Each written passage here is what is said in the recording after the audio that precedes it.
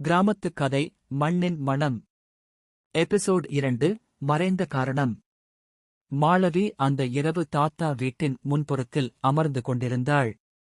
நிலவொளி, காற்றில் மண் மணம், தூரத்தில் மாடுகளின் மணி ஓசை. அவளுக்கு இது புதுசு.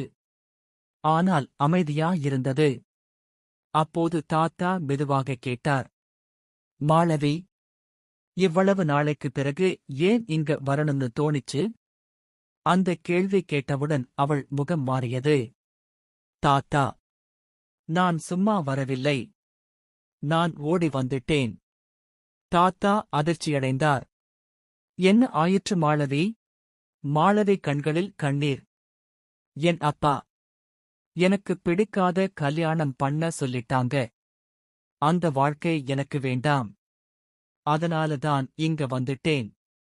தாத்தா ஆழமா மூச்சு விட்டார். நீ சரியான இடத்துக்குத்தான் வந்திருக்கே. அடுத்த நாள் காலை மாளவி வயல் வழியாக நடந்து போய்க் கொண்டிருந்தாள். அப்போது மீண்டும் கதிர் அவளை பார்த்தான். இந்த முறை சண்டை இல்லை. கதிர், நேத்து ரொம்ப கோபமா இருந்தீங்க போல. மாளவி சின்ன சிரிப்பு, சோக ஸ்மைலி. நீங்கதான் காரணம். கதிர், நாங்களா? இல்ல, இந்த மண்ணா? அந்த பதில் கேட்டு அவள் சிரித்தாள். ஆனா அந்த நேரத்தில் ஒரு ஜீப் வேகமா ஊருக்குள் வந்தது.